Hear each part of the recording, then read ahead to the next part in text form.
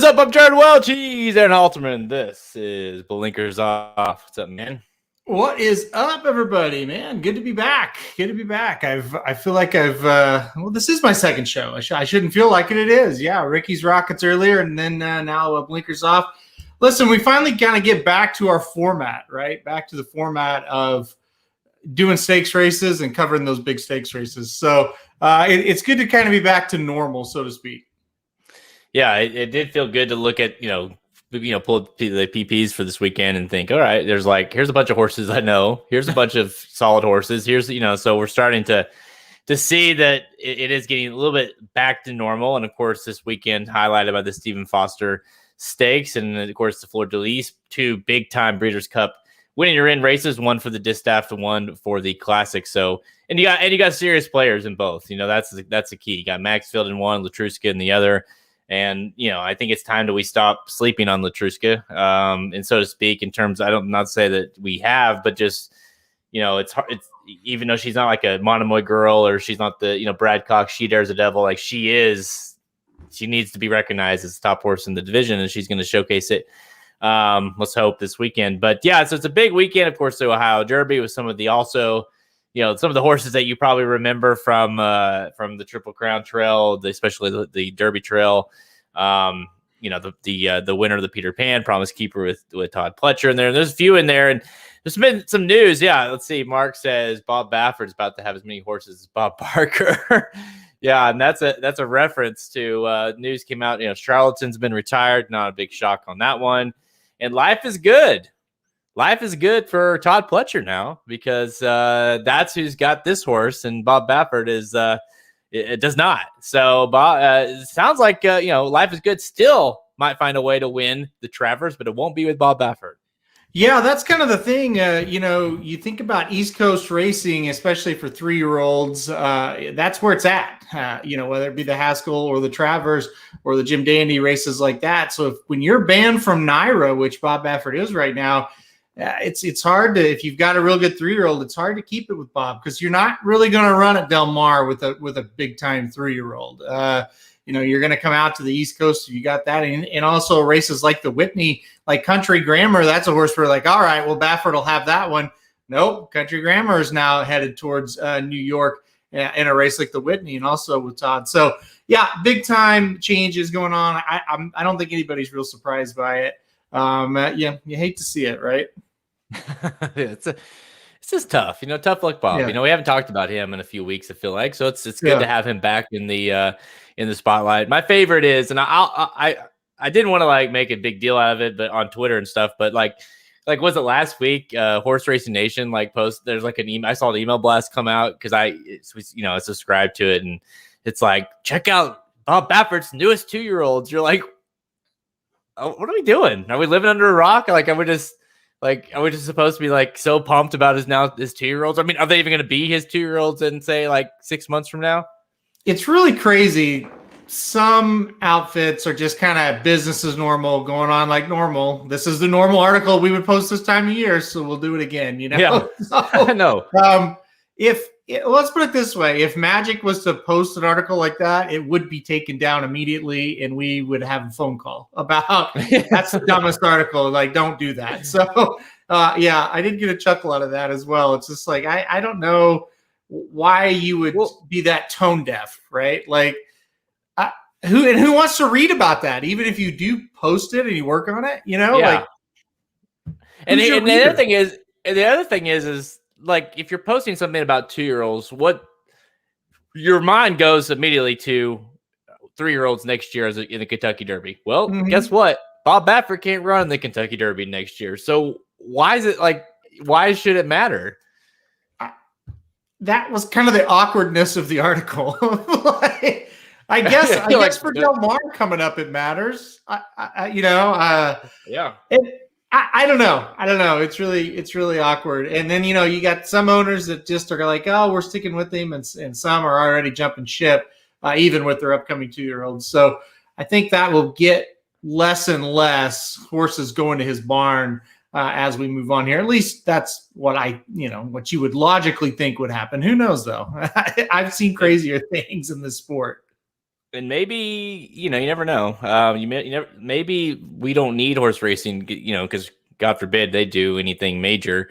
Uh, maybe it's just a matter of these owners just starting to gradually make that shift and become more, whether it be like with Life is Good or whatever, like then they start to see it more and more horses. Okay, we'll do it too. We'll do it too. And the next thing you know, but like you said, Bob Baffert's he went down from an outfit of 100 horses to 5 or whatever, and then it just slowly, gradually kind of goes away. Yeah, no, and I think that's kind of the thing, right? Like it can be self-correcting, but it's going to take all of them or the vast majority of them to do that, which we haven't seen. We've seen a few kind of, and I think that trickle down effect will start to happen, especially if these other guys, like say Life is Good goes to Pletcher and just dominates, when he comes back. That's, and people say, okay, well, you can't have success, without Bob. So, and that's the other thing. We don't really know how good these horses are that are going away from Baffert to other places, right. And that's kind of the thing you're going to see as well. And that's going to be a big part of handicapping. It's honestly like when Navarro and Service Horses went to other trainers, and it's just like, let's see what they are now. And some of them, like Forensic Fire, yeah, he's pretty good no matter what, and some of them were not like that. So we'll see what happens on that front as well. True. Yeah, that makes it very interesting with Life is Good. What kind of horse is he? Not to mention that, obviously the horse has issues, so it's not like not even the Baffert situation. Like, how is he going to come off of that kind of layoff, new trainer, new everything? So we'll see, but obviously it's exciting to think that, considering where he's going, we're going to see a lot of him. Like, this is a horse that's going to, as soon as he's healthy, we're going to see him a lot this summer and fall for a new trainer, Todd Pletcher. Thank you, everybody that's joining us right now on live on YouTube, Facebook, and Twitter. If you are listening to this after the fact, make sure you tune into these, subscribe to all those social channels, and you can get notified as soon as we go live on this. Okay, before we get into the big weekend, of course, we have a lot of, if you're looking for a podcast, it's going to handicap a lot of races. This is a podcast for you. We're going to go all over the country. Before we do, though, best thing you saw today. Oh, listen, it's my name. Robin Sparkles in the 8th race today at Belmont Park was unbelievable. This horse, I always pick this horse. She's just super, super consistent. And today, almost set the track record for 6 furlong turf sprint on the outer there at Belmont Park. Goes gate to wire and just blazed the whole way. Ran as fast as she could for as long as she could, and it happened to be 6 furlongs. It was definitely as long as she could plus some. It was really a really impressive performance. So Robin Sparkles, that was probably a prep for a stakes coming up at Saratoga. It was a really tough allowance field, and she just dominated. So that was the best thing I saw. That was awesome to watch. And of course, a bow to How I Met Your Mother, and of course Robin Sparkles. So it's even better name, right? For the sure. Name, and for us, we love that show. All right, so let's do a quick update here. Best thing I saw today. It's not that I'm still currently in my parents' basement, although they've been great Airbnb hosts for me. But no, that my moving and my closing date keeps getting pushed. But I wanted to give an update. Best thing I saw today. The N64, man. I keep getting more games, and I'm on the latest game is Super Mario 64. Now, okay, we talked last time. I think it was about Mario Kart, and we got Mario Golf. Of course, that's been fun. But man, Super Mario 64, and I'm telling you, like, there's levels and things that I'm seeing that I don't remember as kids. Like, I just don't remember. I have zero recollection. It's like, oh my gosh, I didn't know you could, shoot from that cannon over to that secret spot. And there's that, and I had no idea. I'm up to 31 stars, I believe. We fought Bowser for the second time. We lost, so I'm working on that. But Cohen loves it. He doesn't play it much because it's tough, but he likes to watch me and yell at me that I'm to stop dying and things like that. But it is, it's nostalgia. It's bringing back memories of playing this as a kid, but also, like I'm saying, like, there's a few times where I'm like, holy shit. Like, I didn't know. I'll get specific for you for a second. You may not remember this. You enter the castle, like the beginning, like you go into the castle, you go through all the different doors. Mm-hmm. You enter the castle and you look up into the sky, into the light, and you can go to like a secret level that you like fly around. I had no idea that you could do that. So I literally never knew that. And maybe I did, and I completely like have like pushed that back in the back of my mind. But yeah, mind blown. So there have been times where I'm like, how the hell do you beat this? I have to Google how do you beat this level because you got to get the star. And no, but it's been. I don't know what I'm gonna do without the old N64. I'm like, I mean, the graphics are awful, but it's kind of fun. It's yeah. The longer you stay there, the more you may have every game on the whole planet of N64. Like every time I talk to you, it's something different. So I think you're well on your way to becoming like a 12-year-old boy again. And your parents. It's getting worse and worse and worse. I sent a picture to a friend the other day of me playing N64, and they're like, "Wow, I like what you've done to your house." I was like, "Well, you got the '90s theme going on in your house." I'm like, "Well, it makes sense because I'm in my parents' basement, so that is the '90s theme that's happening right now." No, it's funny. Just real quick on that, I got together with a couple of guys from high school last weekend. And they were like, "How's Jared doing?" I said, "Well, he's living with his parents right now." And with no context, that's like the worst. They're like, "Oh no, what happened?" What? I know. Trust me. It's like anytime we go anywhere, if I go out to eat or something, my mom is always like if we see someone's like, "Oh, Jared's living at home," like, stop saying that. Please don't do that again. At least give some context, please. Like, I don't know about you when you're out and we have a hometown of like 6,000, 7,000 people. And so if you go out, like sometimes I'll go visit my mom and we'll go out to eat lunch or something. And it is always that kind of like awkward thing when you run it because you always run into people you know. So I could just imagine if my mom was telling the people we see, "Hey, Aaron's back living at home," how bad that would be. Oh, I know, and it's almost like when they hear that, they're like, "Oh, well, I figured that was about to cut." Yeah, they had a website like that was definitely going to happen eventually, and so you're like, "Oh," I'm like, "Damn it, stop, Mom!" But no, it's pretty damn funny because you'll like the other day she's like, "You should go go check out some furniture down there." It's like name some guide. I'll tell you off air, you'll die. But it's like he works there now. I'm like, "Mom, I'm not gonna go buy furniture from so it's." He can help you out. Yeah, it's like he can get you a deal, So it was, it's pretty fun.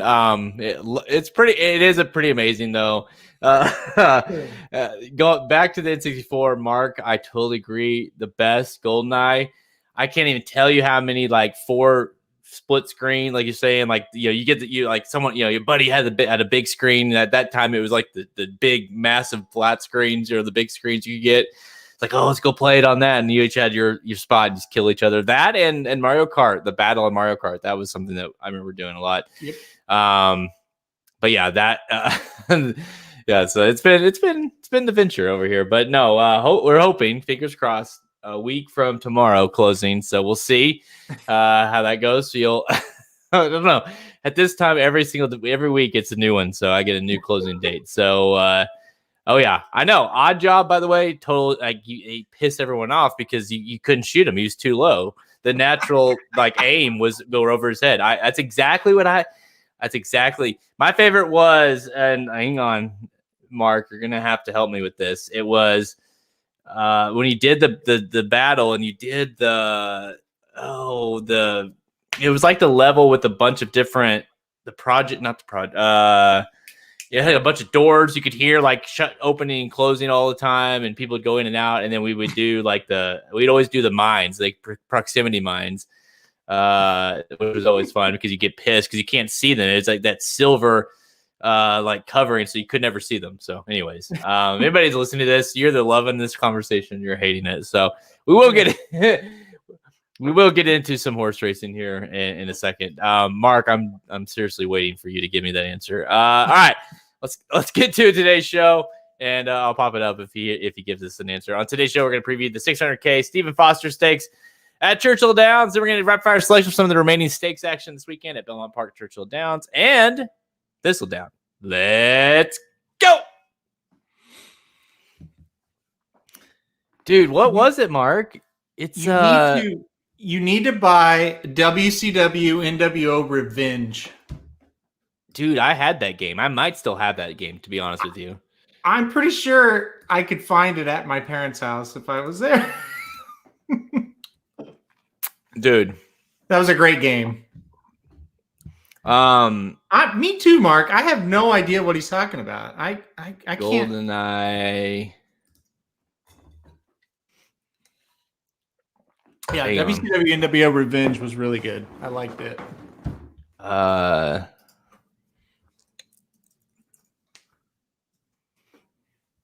This whole show is gonna have to wait until I can until I can figure this out, because my mind is the same way. Like it's not the caves. I'm going through not that.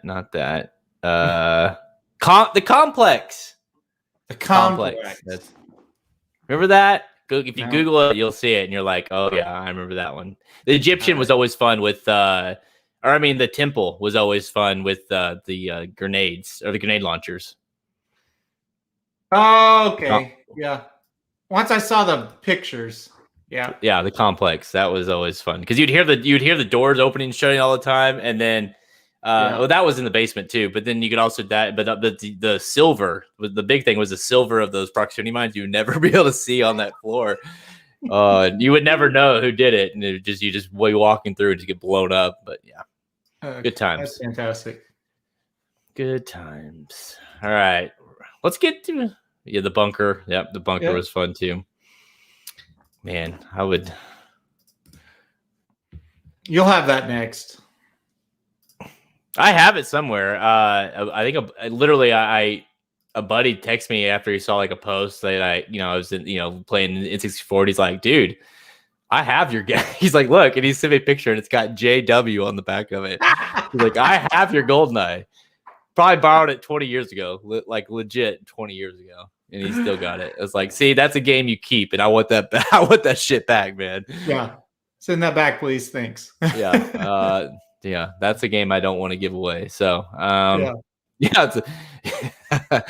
oh shit, man. All right, let's do some Stephen Foster here. We're gonna do Stephen Foster, then we're gonna do the Fleur de Lis, the Wise Dan at Churchill. We're gonna do the Mother Goose at Belmont, and of course the Ohio Derby at Thistledown. All right. 3, 2, 1. Churchill Downs on Saturday, race 11, the Stephen Foster Stakes, grade 2, where 600K for 4-year-olds and up, going 1 1/8 miles. This is a Breeders' Cup event. Breeders' Cup winning your in challenge race. Win, and you're in the Breeders' Cup Classic, and the horse looking to do that right here at 4-5. Morning line favorite, number 8, Maxfield. Very heavy favorite. We have early heavy favorites. We have the Fleur de Lis we'll talk about here a little bit in rapid fire. 2 Breeders' Cup Challenge races, 2 heavy favorites at 4-5. Maxfield really should win this race. I mean, if you lose this race here, your top contender is you have 3 6-1 horses. It's Silver Dust, Warriors Charge, and Visitant. Of course, Maxfield wiped just killed that horse last time. So Maxfield to me is, horse has lost once. This horse has got to win here, right? Yeah, I certainly just don't see how he's going to get beat unless he just doesn't show up. And it's not a situation. I still am not like completely sold that Maxfield is like a primetime Breeders' Cup Classic contender. But how does he lose to these horses? And if he does, how do you go forward with him thinking he's any kind of like elite prospect at all? Like, to me, I looked at this, it's like, okay, I think the biggest chance of him losing is either like Silver Dust, who's just not great, pretty inconsistent horse, or what if like Warriors Charge goes gate to wire on him, because he does kind of look like to have a pace advantage, but Warriors Charge has been pretty shitty for like a while now, right? If we're being honest, and I love him, but he hadn't been good. And he certainly shouldn't beat Maxfield. This looks like a lock to me. Like I think Maxfield wins this thing easily. It's hard to really come up with, like, other than like you're saying, the fact that he just doesn't, just plain and simple, doesn't fire Maxfield.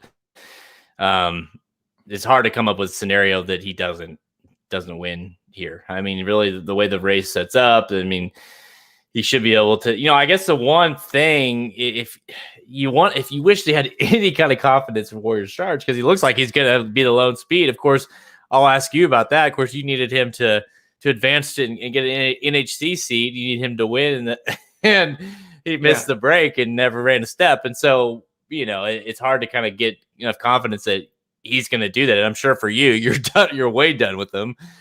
But he, from a pace standpoint, if he breaks, he should have an easy lead to himself, right? Yeah, there's no doubt about that. And really, he's never had any trouble breaking other than the day that he's lone leader going a mile at Lone Star Park in a grade 3 race. And if he wins, I make like $5,000 and get an NHC seat on the day. And that was the one day he didn't break very well. So, and not bitter at all, though. Yeah. So a horse named Momosa won. So I think he could have held off Momosa if he had a decent trip there. But he's got to hold off Maxfield here. So listen, honestly, I do think the horse will get in front. I do think the horse will turn for home ahead. I just don't think he's good enough to hold off Maxfield. Even if he would have won the Sexton Mile last time out, I would have that same feeling. So it's not really hard feelings for me. It's just I've got a pretty good gauge on the talent of Warriors Charge, and it's not good enough to beat Maxfield. That's just how I feel about it. But I did put him in second because of that pace advantage. Past that, it's just like really anybody could finish second. Like if you took Maxfield out of this race, it's a real good allowance / grade 3 event, right? Like, that's what it is. And the favorite's probably 4-1.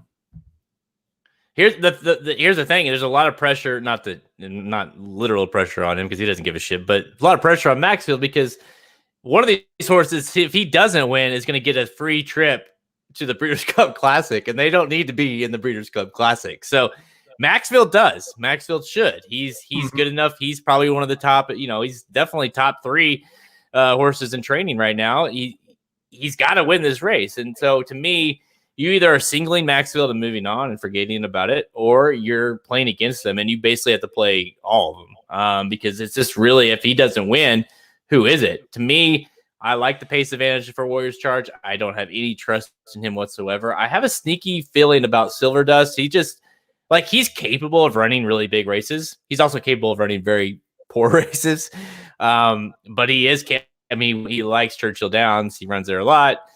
He can win at this distance. He should be if he won the race, I wouldn't assuming Maxfield doesn't show up, I wouldn't be shocked, I guess is my point. So I'm playing Maxfield as a single because he frankly, what's crazy about this horse?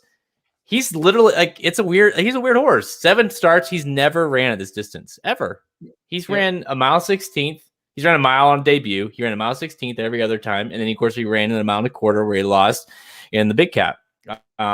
Finished third, of course. It wasn't like a terrible effort. He didn't win.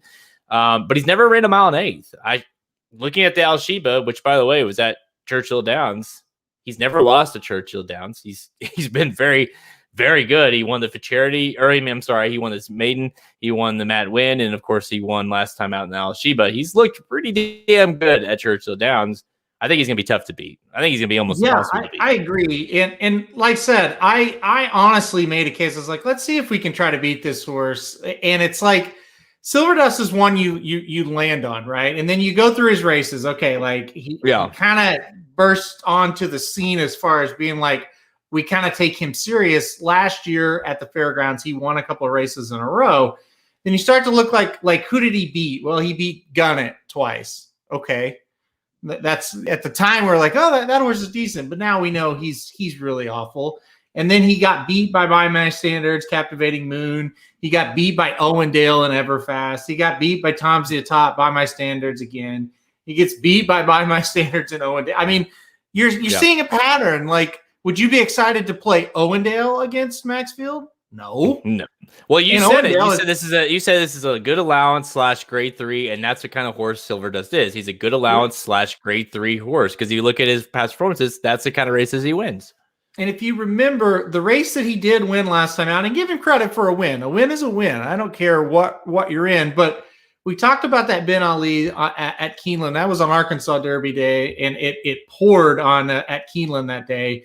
And it was one of the worst Ben Ali's maybe in the history of the race. Like it was so bad. They all finished in a blanket. There was only like 4 of them, and they all finished right there together. And he was just kind of the lucky one to get up and win. So it's not even like, yeah, okay, he's coming off a win, but it wasn't like a wow. That gives you a lot of confidence for the race next out. So Yeah. Honestly, if Maxfield loses this race, just put him out on the beach or the farm somewhere and let him live his life. Like he doesn't need to be running anymore. That's how I feel about it. In the words of our good friend Paul, I was texting him we were talking about this race. He said, if he doesn't win this race, then it's on to stud duty, because I don't know how he doesn't win this race. And I completely agree. By the way, you got to love the fact, like Jose Ortiz, man, like he needs to be on this horse permanently. Yes. Jose and Maxfield, 2 peas in a pod. They're perfect. I just love the way he rode him last time out. There's no pressure to get to the lead or anywhere near it. He just did his thing. He ran. He's going to be really tough here. So Maxfield, to me, let's talk real quickly, because I think that's pretty easy to come up with. How much, like, if he does what you think he's going to do, considering the fact this field is not very good, but is he like? Are you consider like is he a legit contender in your mind to win the Classic in the fall? Mind you, he's a horse that we don't know that can even be healthy at that time, because that's his track record. But if he is he there? No, not for me, not yet. Now, if he goes out and no, I'm not even going to say that, because he should dominate this group. I need to see him like go to the Whitney and win before I'm really like over the moon excited about his chances, to go win a race like the Classic. I look at Maxfield and I think you're really good. You might be a step below like what it takes to win the Classic. Like, can you finish 3rd or 4th in it? Sure. But like, you got to be really good 99 times out of 100 to win a race like the Classic. Sometimes you can get lucky and sneak in there and get a field that's weak, but I view him as really, really good. I don't view him as great, and that's what I think he's going to have to end up being. I got a question here. South Bend, the horse that obviously won finished 2nd in the Ohio Derby last year. A horse that kind of was on the Triple Crown trail, so to speak, for a bit as a 3-year-old. What do you make of this horse? Does this horse have any chance? Likes Churchill Downs. Obviously with Belmont, decent trainer. 12-1 though, you're getting the price. So any thoughts on South Bend?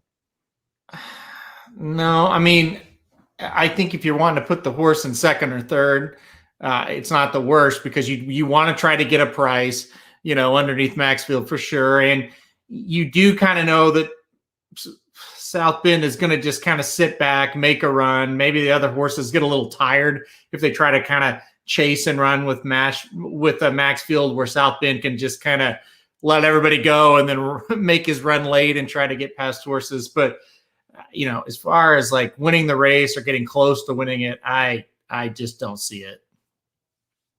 What do you think about playing like 8 over, like, I guess either take an opinion if you want to just play it cold, or play like an 8 over 6-7 or an 8 over 5-6 exacta straight and just hammer the shit out of it, because it does feel like you're going to have to hammer it in order to make any money, but it definitely feels like that's a pretty logical exacto. I think that's exactly what you should do. You should play Maxfield over. To me, 6 makes sense because of the pace advantage, and then 5 because it's just like, you're kind of the best of the rest. So like an 8 over 5-6 would make a lot of sense in this situation. Or even if you wanted to get a little crazy, well, not even crazy, if you wanted to just try to get some prices thrown in there, the 8 over like a horse like the 1, and you, if you want to throw the 7, you could do that as well. But just the 1 and the 7, kind of the same, just horses that are going to drop back and just kind of run late and hope to pick off a few tired ones. Maybe they can get up into 2nd as well. So, but you want to that's exactly how you need to play it. You got to put 8 on top, and then try to get some prices home underneath and kind of play a large exacta, unless you're going to try to step out on that limb and try to beat Maxfield. I don't really know the angle you're going to have to take to do it. But, if you've got something, I would keep the wager small if you're going to go against him, put it that way. But, at what's probably going to be 3 to 5, I'm sure many people are going to try to take a shot against. The 9, a horse that we used. Of course, we were idiots and how we tried to play it. But Visitant was a horse that we keyed in the second spot. Of course, we didn't. The way we played our exacta, we tried to beat Maxfield that day in the Al-Shiba, but Visitant was a decent price that day that I liked and ran a really big race. And of course, to finish second to Maxfield. I think he's a horse. If you want to just play that exacta again, 6-1 morning line, you're gonna. I don't think this horse is gonna get any respect. I imagine that horse those odds float up.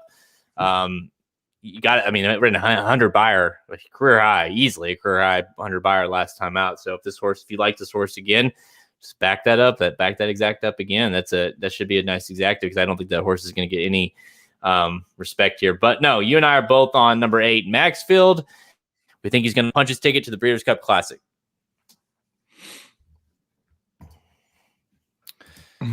Drunken Dallas. I know. Well, that's the thing. You got a few of those trainers in here, not the drunken part, but like trainers that you could see, like Dallas or like Calhoun with Silver Dust, even Brad Cox, obviously, Bill Mott, where you're like, if they won, it's like, well, I'm not totally shocked by it. So, I mean, I would be shocked if Maxfield runs a big race and gets beat. That'll be shocking. Yeah. If he just doesn't show up, then yeah, I mean, you just basically pick a name out of a hat, essentially. Yeah, if he doesn't show up, you're just kind of like, like, what can you do, Exactly. All right, let's do some rapid fire here.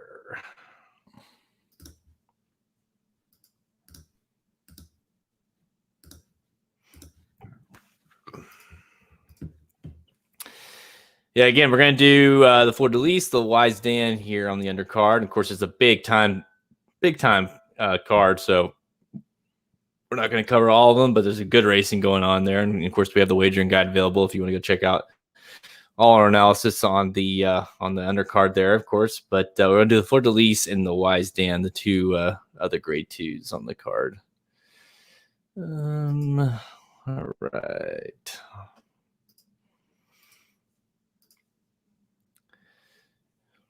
Yeah, I mean, it definitely seems like Maxfield is just like a also kind of horse. He just, I don't know, like Halterman said, like it makes a lot of sense why they came here. Like, obviously, he's ran very well at Churchill Downs. They're going to stay there.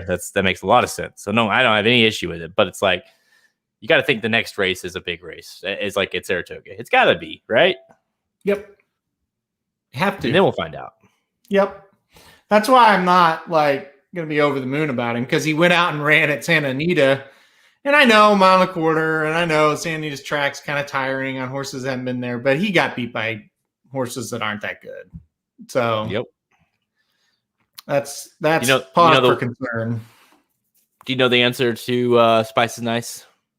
All I can tell you is there is not a jockey named for the horse at Thistle, and there is at Churchill. So my inclination is that horse is going to Churchill. Let me see if that's changed, though. Hold on.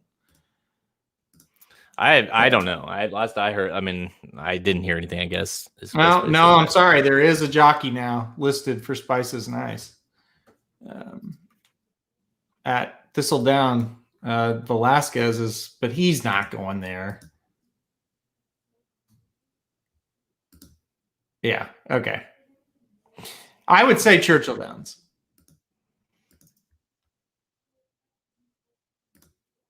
That's how I'm going to look at it anyway. Yeah. That horse is interesting to me. Velasquez is named to ride at both places. So that gives us no help. I mean, you got to think he's right at Churchill, right? Yeah. So let's see. Yeah, he's got mounts all throughout the card at Churchill. So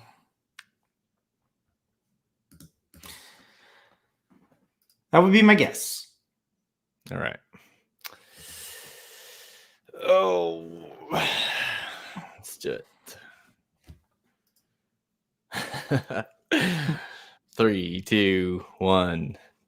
Time for Rapid Fire, presented by Whiskers and Wishes Sanctuary in Tucson, Arizona. Very near and dear to Halterman's heart. He's a big cat guy, and we wanted to go ahead and make, if you consider donating to them at www.whiskersandwishes.com, as there's currently 35 cats in need, and even $10 would go a long ways towards saving a life. Whiskers and in, like the letter N, wishes.com. Help save one of Halterman's favorite cats. You have a few cats there, correct? No. No, okay. But no, seriously, go whiskersandwishes.com. Currently 35 cats. $10 would go a long ways to donating. They're sponsoring Rapid Fire there in Tucson, Arizona. After you donate, though, go check out the Inside Track, the 2021 Stephen Foster Wagering Guide. Features in-depth analysis of all 7 stakes races on the card, including the 600K Stephen Foster that we just talked about, featuring Maxfield and, of course, the $300,000 Fleur de Lis that we're getting ready to talk about. Plus, get bonus race by race analysis, betting suggestions, and multi-race plays for Churchill Downs' entire Saturday card. Let's go to the race 5, which is the Fleur de Lis. This is worth $300K for fillies and mares. 4-year-olds and up going to a mile and 1/8. It is early on the card, like I said, race 5, and it is a Breeders' Cup win in your in event for the Breeders' Cup Distaff. That's right. Latruska tries to punch her ticket in to the Distaff, also at 4-5, another heavy favorite, but she might have a little company. We have Evitante, 2-1 for McPeak. You've got 8-1 on Spices Nice, 6-1 on Point of Honor. Maybe a little bit saltier of a field than we saw in the previous race, wouldn't you say? As the one compared to the one at Belmont, you mean? No, I'm saying like a little saltier than the Stephen Foster. I mean, just feels like if you're yeah, I thought you meant like Latruska's last race. Yeah, I mean, I definitely think so, because Point of Honor is a horse that's always ran against pretty tough company. Evitante, definitely an up and comer that runs pretty well at Churchill Downs, and then Spice is Nice for Todd Pletcher. Kind of a horse, had a ton of hype last year, never really lived up to it. This year, 2 for 2 so far.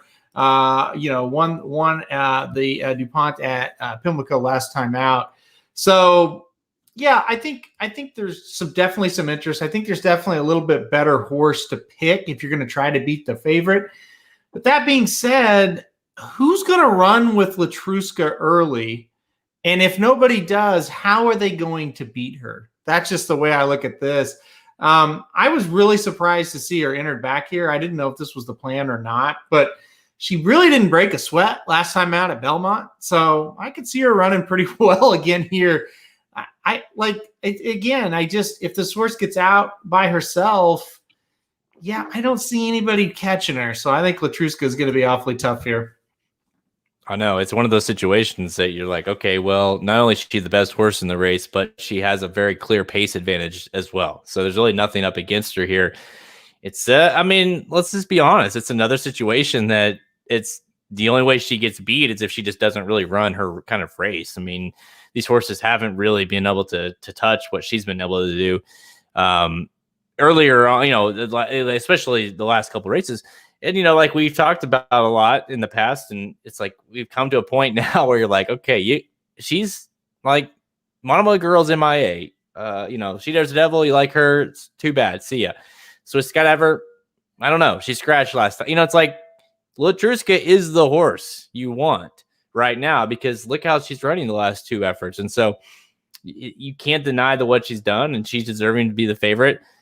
I don't know who's going to run with her, to be honest with you. I think the 2 horses for me that are interesting if you're going to play against her is Spice is Nice at 8-1, just because that horse, I mean, obviously it's $1 million horse. So they had a lot of upside, a lot of promises for this horse. Looked really good, has looked really good since returning off a very long layoff. We didn't see this horse since August, came back at Keeneland, ran well, came back at Pimlico, ran well again. This horse is obviously going in the right direction. Is she good enough to win here? I don't know about that, but I think she could. I mean, she's interesting. And then the 4-horse Evitante with McPeak. I hate the price. If she was a better price, I might pick her, because she is very good at Churchill Downs. She likes this distance. She's dangerous. I feel like but like sucking down 2-1 on her is just, I can't do it. That's kind of the problem. I think she obviously is like, okay, I could try to beat Latruska, but you look at this horse. Okay, 3 back they faced each other, and she was beaten 2 1/4 by Latruska. 2 back she lost to She Dares the Devil. I'm talking about Evutante. And then She Dares the Devil went up and faced Latruska and wasn't even close up at Belmont. Now, Evutante did win, a small stakes at Churchill last time out, really, really impressively.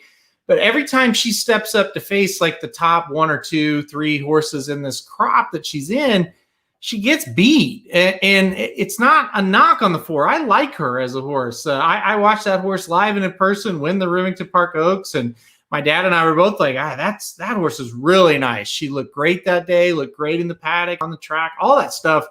But I don't think she's as good as Latruska, and I think that's what it comes down to. I'm with you. I think Spice is nice. I think 8-1 is a really, really bad morning line. I think it's going to be more like 3 or 4-1 on that horse, unfortunately. But I think that's the one where it's like we don't know how good she could be. And she might, if she's got that next step in her, she could maybe challenge. But again, her problem is somebody's going to need to do the dirty work. She's not naturally fast enough to go with the 6 early. And I don't think she's going to be good enough to catch her if the 6 gets the right trip. So, yeah, all signs for Latruska. For me, it's another boring pick, but I just can't ignore best horse in the race and also a horse that has a pace advantage. Yeah, I mean, the horse loses Lasix for the first time, at least the first time in the United States, and last time out and runs, career best. And really, the horse. I mean, it's like hard to knock anything about the horse. Is there anyone that you, other than like the 4 and the 5, who make a lot of sense? Anyone like this Point of Honor or Antoinette have any interest in you? Whether it be, I mean, maybe on top might be a stretch, but underneath, Antoinette for me is a little bit interesting underneath because the horse has ran stakes races that, I mean, obviously ran the CCA Oaks last year and finished 3rd to Paris Lights and Crystal Ball.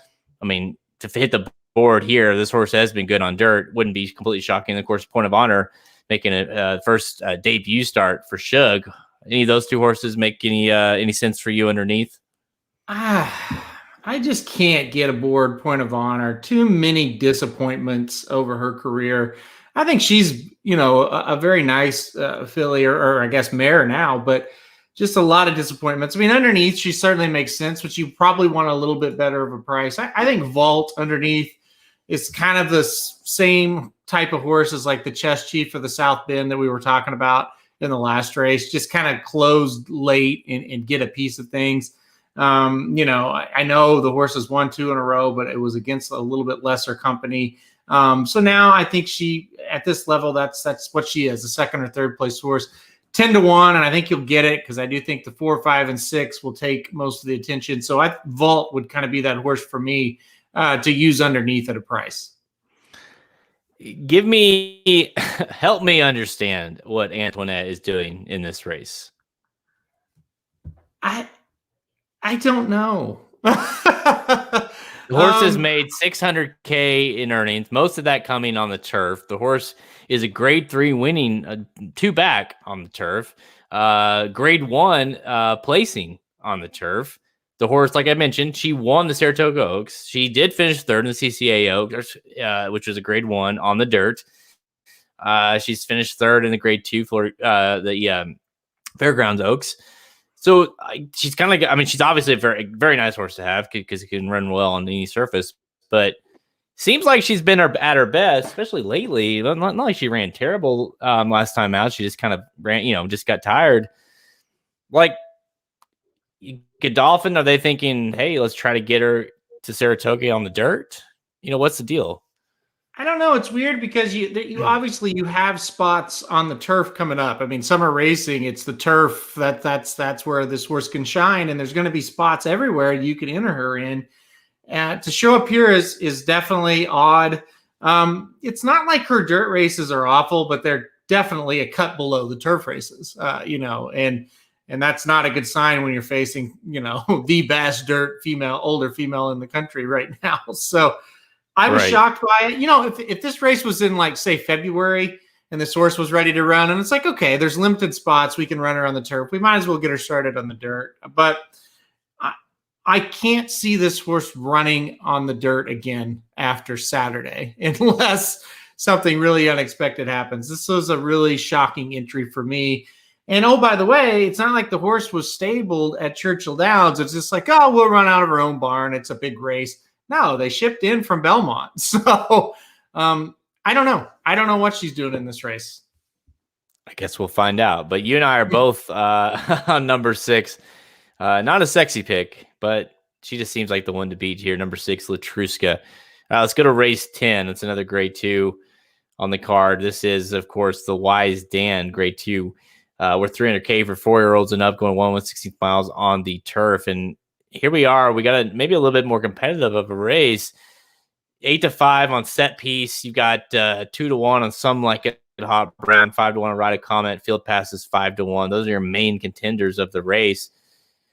I look at this race and, I made some money on Some Like a Hot Brown last time out. Made me look really smart. And here I am. I'm sitting here trying to make myself not pick this horse because I know how this horse likes to disappoint. But the horse has a pace advantage again. I hate to be a broken record, but I picked Some Like It Hot Brown because the pace advantage is just too much to overcome, I think, for some of these. It's a solid field, but it's not a field full of monsters. And this horse, looks to be out on the lead easily in this spot. And then the other horses that could go with them, maybe the 2, but that's kind of a rabbit situation. The 2's not going to be, a horse that's really going to matter one way or the other. And the number 8 Field Pass is trained by the same guy as Some Like It Hot Brown. So that they're not going to hook up. I think Some Like It Hot Brown absolutely controls the pace. Jose Ortiz back aboard again. He was aboard last time out. Like you mentioned, a very good pick, and that horse won. Some Like It Hot Brown won the Dinner Party Stakes at Pimlico. Jared, I think he makes it 2 in a row. I kind of wanted to pick Set Piece, but end of the day, I don't think Set Piece can run down Some Like It Hot Brown if he gets that lonely lead. The horse has not won 2 in a row since those 2 that he won at Turfway Park on his road to, trying to get to the Kentucky Derby. And that was the fear for me. It was like, listen, this horse likes to run a flashy race and then likes to lose. But I'm with you. That's who I picked, Some Like a Hot Brown, because that was a big reason why I liked him in the Dinner Party. He seemed like a lone speed, and he was, and he did sit off, but he kind of saved his speed towards the end of the race. And then here it's like, oh, who's going to go with him? And really the only horse that Set Piece was the horse that I considered, and he definitely could win here. Obviously there's a lot to like about this horse, but it just kind of feels like this horse might be left with a little bit too much to do, trying to chase down a horse that was lone on the lead. And Jose is going to give him a great ride. So I know. I think we're going to sit here and look at Some Like a Hot Brown again. I think he's going to win 2 in a row. I really do. That's good. Yeah. when Halterman's done, he's done. Let's go to the Mother Goose. All right, where are we going? Your mom's, the Mother Goose. Okay. There's a secret horse in here that Ricky's been eyeing that no one knows about. Right, yeah. Who's even money? I'll never get over it. Yeah, I know, right? I don't know if you guys know, but there's a horse. Can't say anything about it. But there's a horse that Chad Brown has that's getting ready to go. You don't know anything about this horse. It's funny. Chalk. That Some Like It Hot Brown, I think, will be the favorite, but is 2-1 and Set Piece is 8-5. I know. Honestly, if that holds up, Some Like It Hot Brown's a really good bet. Like, he should be lower than that.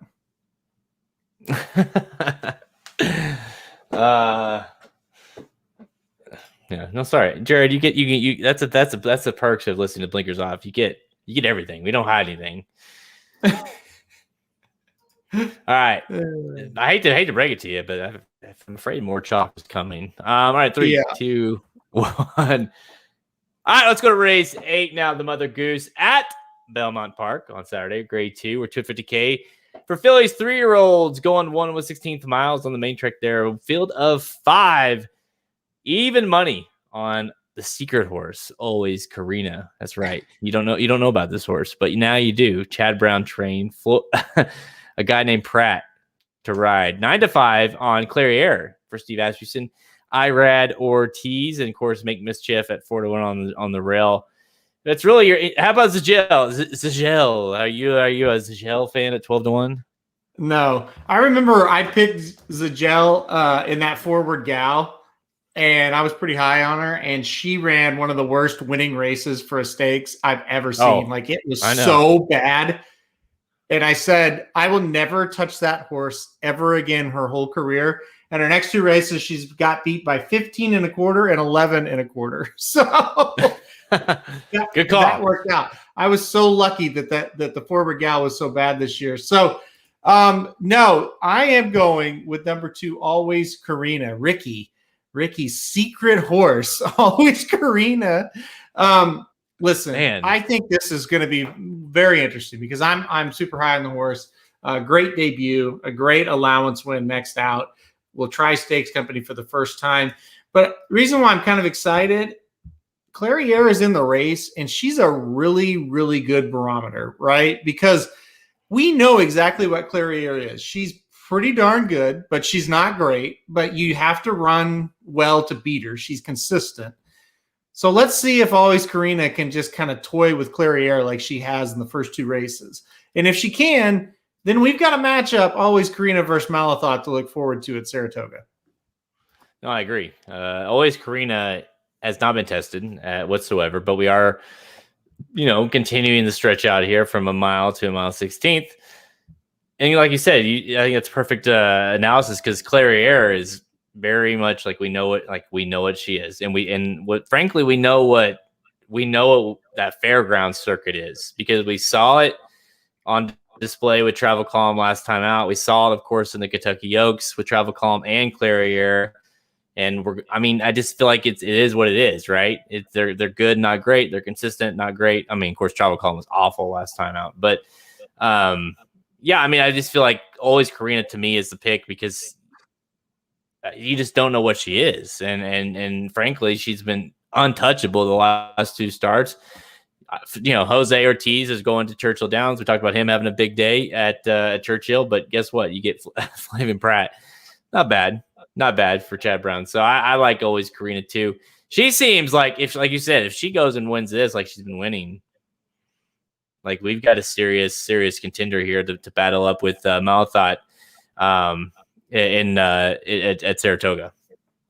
Yeah, and that's the hope, right? I'm going to tell you this. I'm not going to single Always Karina because I just think Clairiere for Asmussen, I don't think he sends this horse up to Belmont with no chance. Like if the horse wasn't doing really well, I don't think he would ship the horse up to New York for the race. So I do think Clairiere offers a little bit of intrigue. I would play both of them in a pick 4 or pick 5. But yeah, as far as on top, Always Karina, I think she's going to be tough to run down.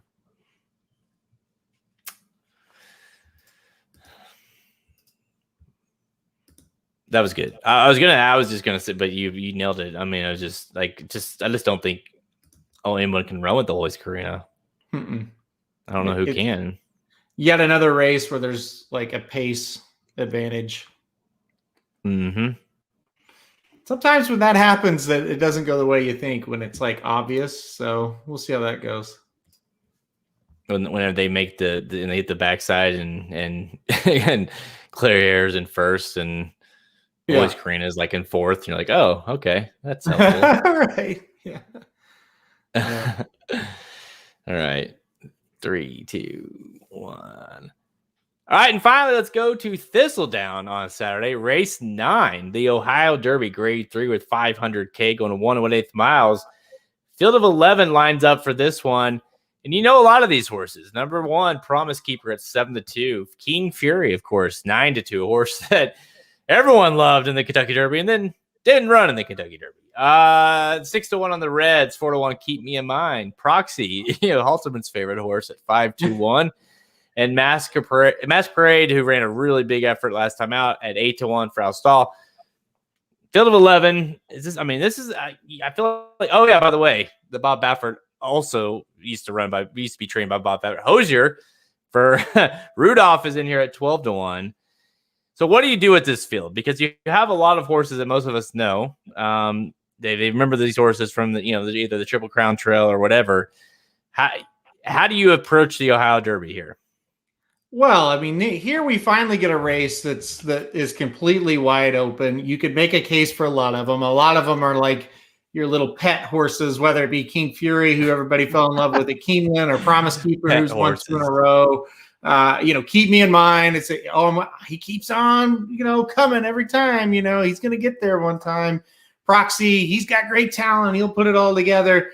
So there's a lot of different things you could do. I really was impressed last time out with the number 10 Masquerade. We were standing on the rail when this horse just dominated what we thought was a pretty equally matched allowance field at Churchill.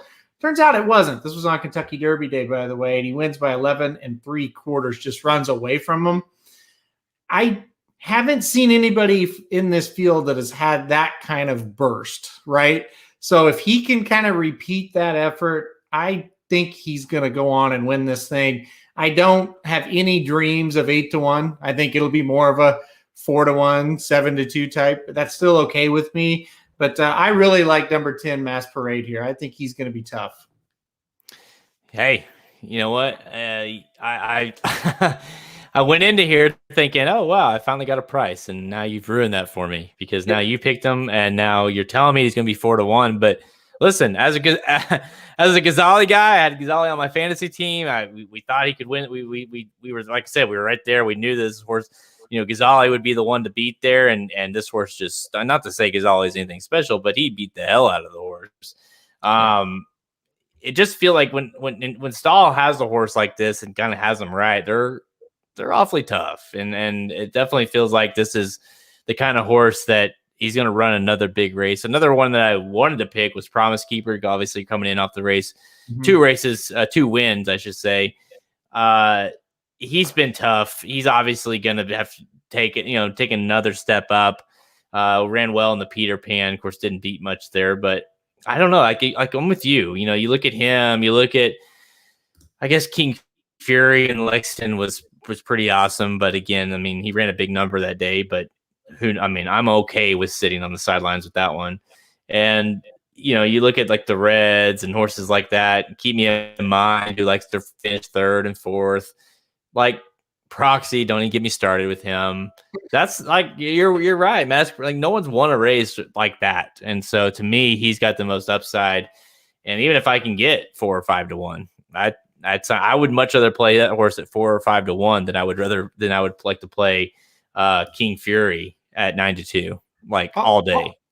All this race is missing is like Soup and Sandwich and Obeso. So then all the pet horses, as I like to call them, would be in the race. All the little pets that everybody loves that for no reason other than that's just they're just crazy. I mean, if we had those two, this would be like maybe the best race of the entire year. But instead, it's just one of, not the.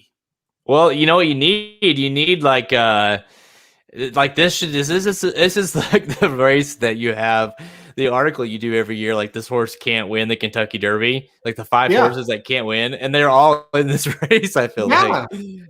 So I mean, this is like the perfect race for that. You need all those horses to get in this race because that's what it feels like.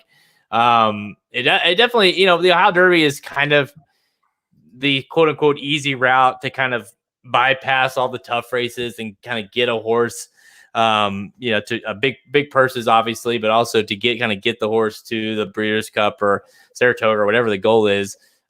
Because like you have fields like this, and I guess I'll ask you that. Do you think any of these horses, like even if you aren't picking Promise Keeper here, like is Promise Keeper a horse that you're like, I'm going to just like keep that horse sort of in the back of my mind because he definitely has the look of a horse of a Pletcher that's getting better at the right time? Yeah, Promise Keeper, I like. Masquerade, I like. And today, Dave Barisa's question, Proxy, you look at Proxy, okay? He got beat by a length. 3 points. Well, he got beat by a length against Midnight Bourbon, who finished second in the Preakness. He got beat a length and a quarter by Mandaloon, who's going to be the Kentucky Derby winner. He got beat by 3.5 to Hot Rod Charlie, who was second in the Belmont. I mean, and then of course he sucked against King Fury. But it's like, if Proxy ever figured it out, he probably there is no probably. He can compete with some of the better ones, but I'm not going to bet him on the road to him trying to figure his shit out. Like, no. Is there one day he's going to jump up and win a race like this? Yeah, probably. But you're going to go broke until he does, So, I mean, but if he was to win here and look really, really good, then yeah, he's going to jump in and jump into the conversation. Well, that's what's crazy about this horse is, okay, so you look at his last four. In Lecomte, he finished second to Midnight Bourbon, who happened to be, looked like the winner of the Preakness.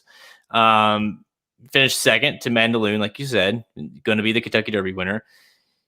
Finished, he finished fourth, but ran a okay race. Midnight Bourbon and Hot Rod. Bezos ran well in the Kentucky Derby. Hot Rod, who would have won the Belmont basically every other year, other than this year.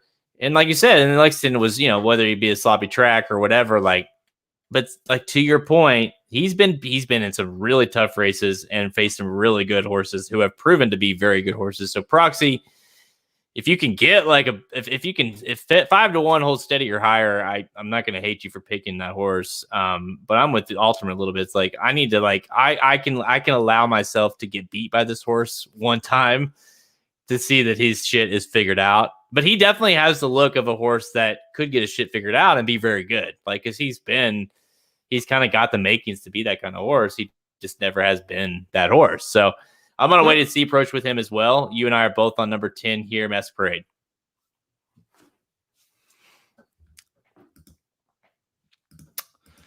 So he was beat. The two horses that finished second and third weren't exactly fresh, though. Bridal Honor and Starting My Dreams had been running. The only fresh horse was King Fury. And Proxy sat a great trip that day from a pace standpoint, because all the closers ran well. He was there where he could close, and he just didn't run very well. All right, 3, 2, 1. So all the time we have. Check us out at racingdudes.com for our free picks and our premium selections on our products page. Click the Get Racing Dudes Premium button on the menu at racingdudes.com to learn more. Remember, if you haven't seen it yet, go check out the premium section at racingdudes.com. We are offering weather reports for every track running in the United States. Actually, it's the world, because Ascot had weather reports as well. And we also, of course, have a wagering calculator. You can check that out within your dashboard. Ricky's Rockets are on the dashboard now. Soma Bombs, Racing Dudes Premium. It's all there on the dashboard, racingdudes.com. Make sure you go check that out to learn more. And again, the inside track to the 2021 Stephen Foster wagering guide is available right now for download. Go check that out on the products page. Features in-depth analysis of all 7 stakes on the card, including the Stephen Foster and the Fleur de Lis. RacingDudes.com is your destination site for all horse racing picks for all major horse racing tracks. We're on Twitter at RacingDudes, Instagram, and Facebook. Listen to us on SoundCloud, iTunes, Google Play Music, our website, RacingDudes.com. What was that? Oh, I think a ghost came by me. I mean, that's the joys of living in your parents' basement. You never know who's going to show up in the I literally didn't even see anything, and I saw it in the back. Like, I saw it fly. Like, did someone see someone in the background?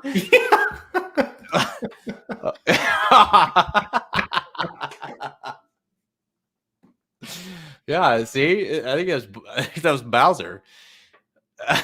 I love it. Job in the background. That's great. I honestly swear to God, I didn't see it until I saw it flash. I was like, "What the hell is that?" It's quick. Probably getting a diaper for the little one. All right. The Magic Mike Show. They did the Churchill Downs Saturday late pick 4. So of course, that's a great card to do the late pick 4. You want an analysis of that? Go check out the Magic Mike Show for more information on that. Halterman. We're getting closer to Saratoga starting. We're 3 weeks away now. So we're planning our trip. It's getting closer. How does it feel I haven't thought a lot about it because I've been busy, but I mean, Saratoga, it's happening, right?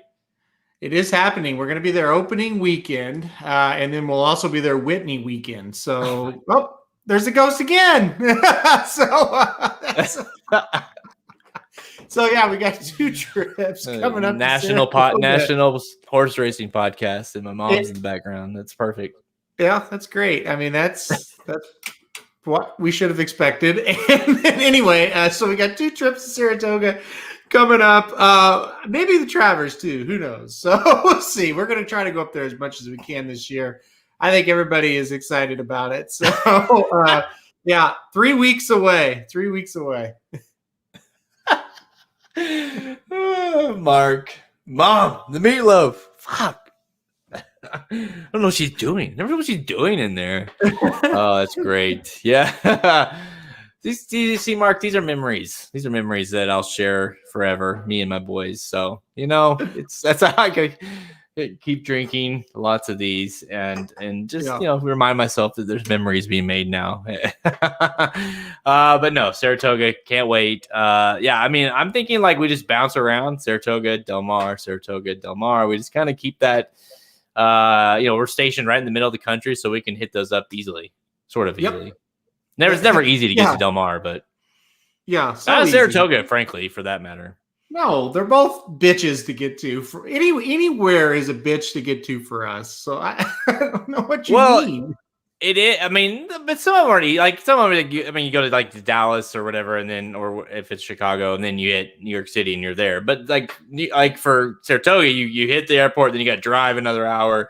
Del Mar, you hit the airport in San Diego, then you got to drive Del Mar. Like it's not exactly easy to get there, and plus it's like like you say, you got to do a layover no matter what. But Ellis Park, hey, did you see the Kentucky Downs change the logo? I thought that was hard hitting update today. Kentucky Downs, they got a new owner that owns Kentucky Downs, and so they got a new logo. Wow, so, I'm looking this up now. I mean, I never thought it was one of those things. I never thought it's one of those you never thought they needed a new logo until you saw the new logo, and you're like, yeah, that looks a lot better. So here, I see if I can. Here, was it emailed to us? Yeah, their old logo, pretty bad. Well, the old logo looked like it was designed by a kid or something. So again, you thought it was like it kind of represented what it was until it was like this kind of whimsical meat, and then you're like, oh well, it is actually kind of cool. So here you go. You're not seeing it? I don't have it. No, I'll share my screen here. Okay, and we can all look at it together. Oh, okay. So nothing too exciting, but they got creative. I told you it was hard-hitting news. Okay. So the little kid that designed the last one, his little brother designed this one.